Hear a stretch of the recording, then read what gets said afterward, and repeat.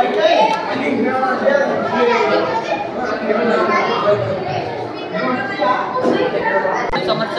is the rain sensor with the help of the arduino buzzer and the rain detector with the help of the rain plant. This is the USB cable and this is the USB box. After the programming the rain code, then after completing the circuit, when the rain falls on the plate, we can detect that the rain has came. This is just we can produce the hydroelectricity and we can conserve the water, which is very useful in today's lecture. Thank you.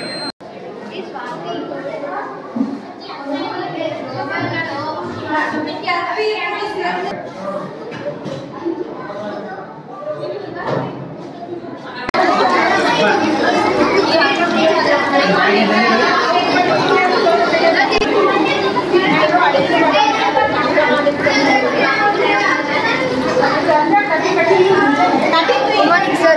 Our model name is free wheel energy.